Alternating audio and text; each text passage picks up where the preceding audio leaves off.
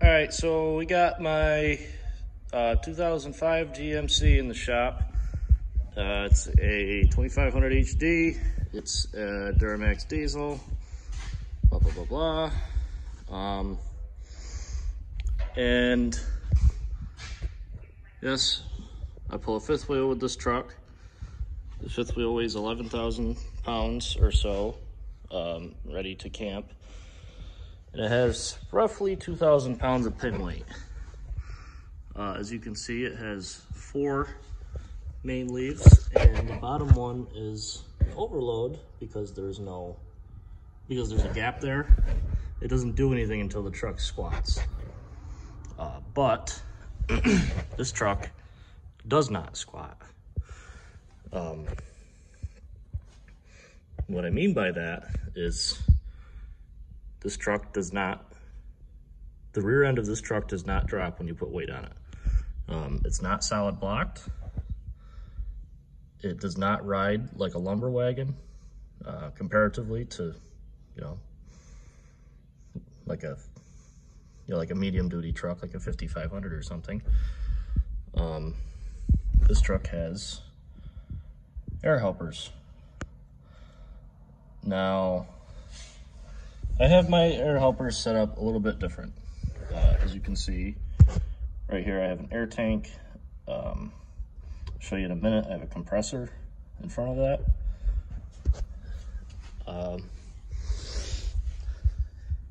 And when I put weight, when I set my camper on this truck, or anything for that matter, you can never see it squat. So let me show you what I got going on. All right, so here's my compressor setup. It is mounted under the right-hand side, box side. This is a previously unoccupied space, and I just want to, preface this with the fact that I had someplace to go the next day after I did this. I needed this system working, so there's some loose ends that need to be tied up, so keep that in mind. So here's my compressor. It is a Viair 444C, I believe. I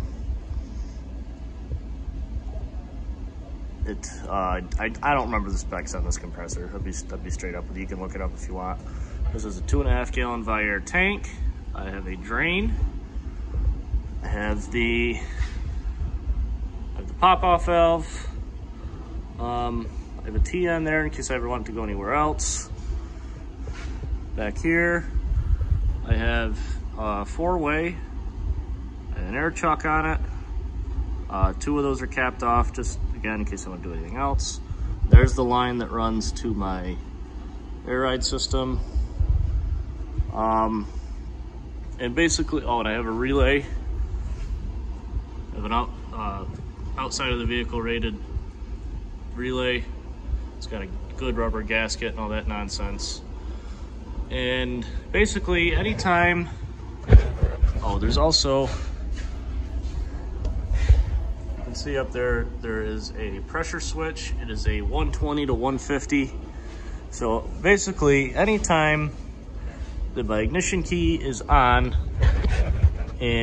or to accessory, and the pressure in the tank is less than 120 PSI, this compressor runs until it's up to 150.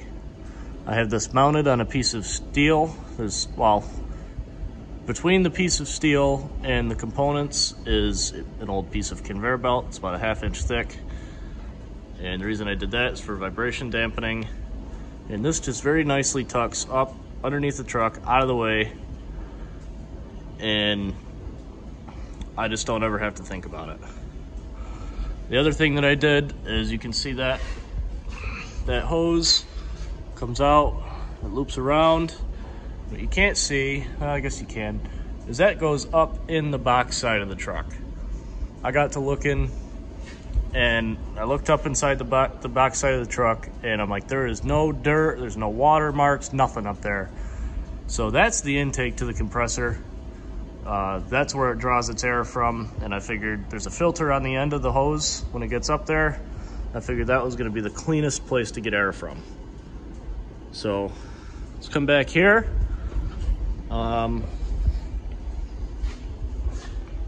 Here are my airbags. They are Firestone, 4,800 pound load rated. As you can see, there's a little bit of air in them. But what the secret to this whole operation is this little valve right here. Let me explain. Get this light mounted. So, as you can see, this valve, this is a bracket that I need to paint, is mounted to the spare tire cross member. It's very sturdy. And then you have the valve, 2 bolts mounted to that. And what this valve is, it is a ride height control valve from a tractor trailer. I got this online. I did not pay a lot of money for it, maybe $35. You can spend more, you can spend less, but basically this arm is what actuates the valve, and you can actually hear it letting the air out of the bags.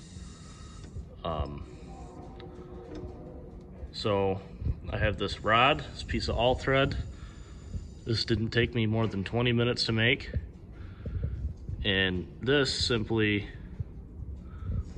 goes down. I have this little tab, 2 holes, twisted it sideways, bolted it to the rear diff cover bolt, and this rod, or this little stud here, goes through that hole. So every time the truck has weight put in it, the rear end goes down, and this goes up. I don't know if you can hear that, but believe me, it's adding air to the bags in a very controlled manner. So it is going to add air until the back of the truck comes back up, and this valve goes to the neutral position. And the same is true for the other way. When you take the weight off the truck, the valve, or the rear of the truck raises, this valve gets pulled down by the rear end, and it lets the air out of the bags. And let me tell you what, it works sweet. I love it. I don't ever have to think about this. The only time that I prefer to think about this is when I put the truck on the lift, and just because of the way that I put this together, when you pull this down, it hits there, and when the rear end is drooped all the way, this happens, i.e. when you put it on the lift. And it just bends stuff up. So I just take that, I got 2 little nuts on there, or a nut and a jam nut, a couple of washers, and that comes off.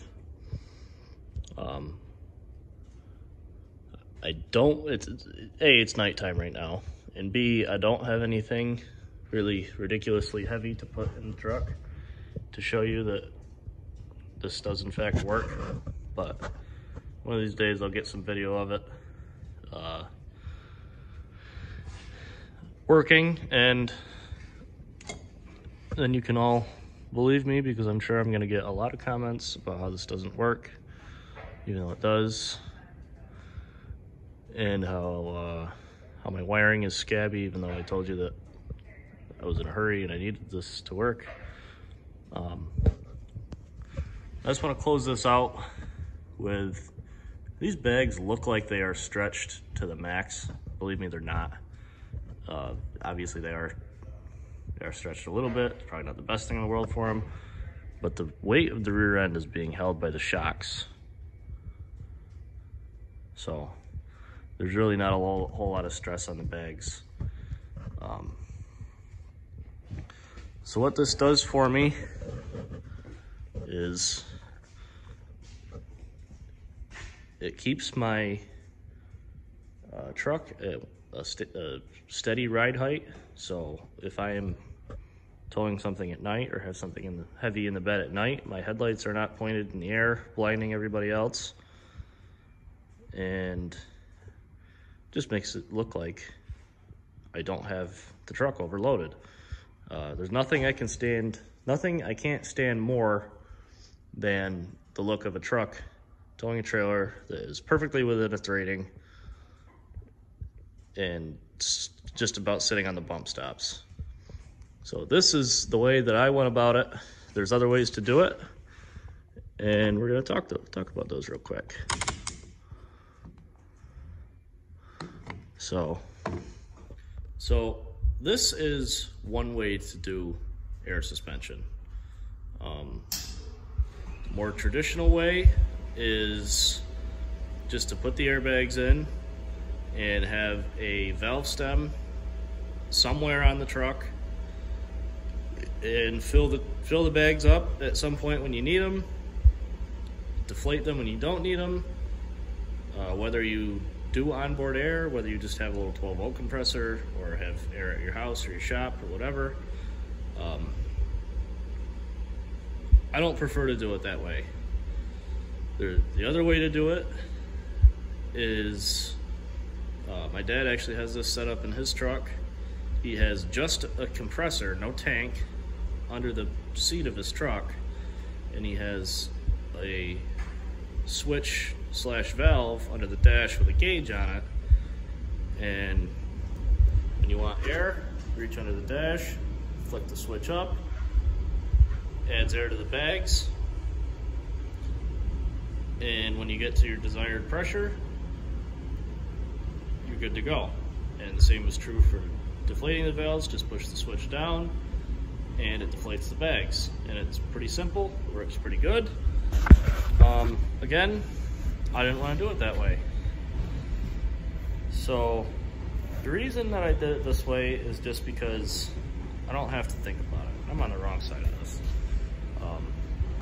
So I don't ever have to deal with it. And the other reason is because I don't always tow the same trailers. One of my other videos, I go over my dad's 22-foot flatbed trailer. That we don't ever have the same load on that. It's always something different. So you never really know what the tongue weight's going to be. You might have an idea, but you don't really know for sure. And it's just, I felt that this was a better way to make sure that your truck is sitting level, and that the other advantage to this is that being that the system is going to add only enough air to level the truck back to where it normally sits, you can add a gauge in the cab and use that to some degree to determine how much weight you actually have on the rear end of the truck, which is useful if, like in my other video, I talked about dump trailer shopping and, you know, goosenecks and hitch weight and that kind of thing. It'll be useful to know if I have way too much weight on the truck. I don't have that installed now. I do have everything to do it. It's one of those things I haven't got around to.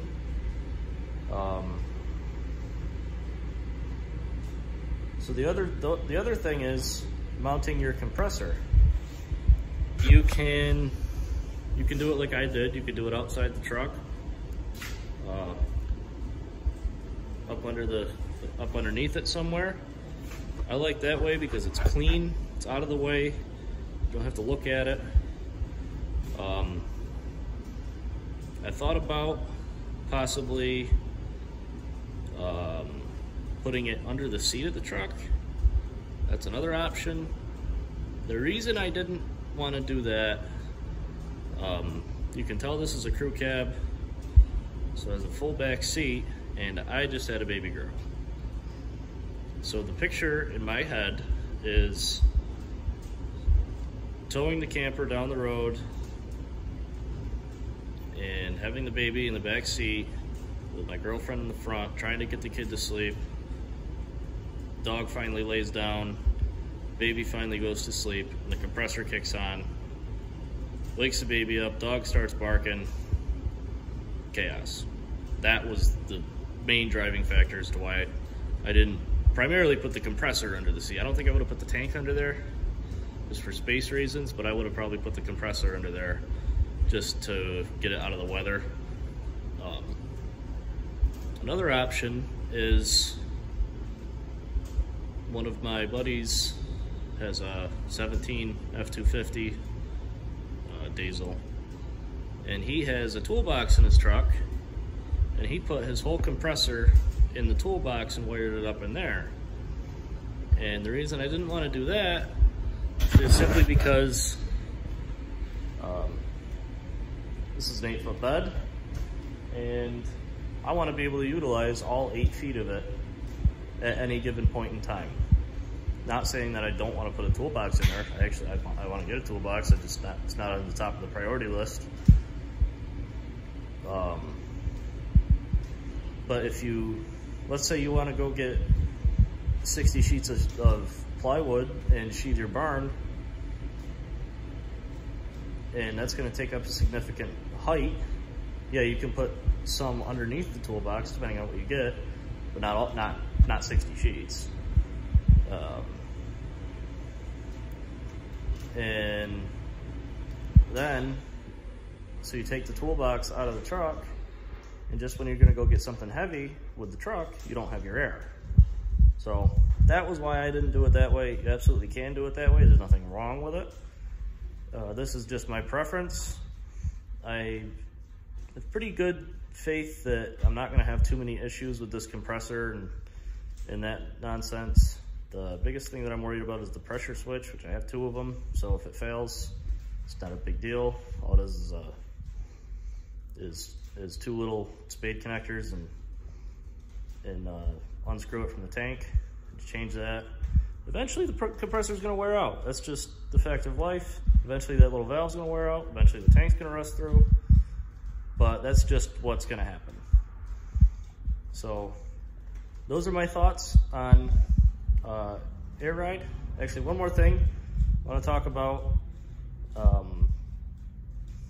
airbags and weight distribution. We'll talk quickly. And payload capacity. This truck has a gross vehicle weight rating of 9,200 pounds. It weighs about 7,000. That's with, tank of fuel, me, and whatnot. So it can carry about 2,200 pounds otherwise. And these airbags do not add to that at all. That's the capacity, and that's just what it is. In fact, when you have a heavy bumper pull trailer, it is going to remove weight from the front end, and not that has to do with your payload capacity. That's just me stating that it removes weight from the front end. So you are limited as to what you can really hang off the back of the bumper. And again, these airbags do not add to that any. These airbags are not weight distribution. All they do is level the ride. Again, they do not take the weight and move it back to the front end. They do not add payload capacity. They simply level the ride. That does have its advantages, and I think this whole point is pretty well understood across the YouTube community, but I just wanted to add that to my video on this. So that's my thoughts on this all.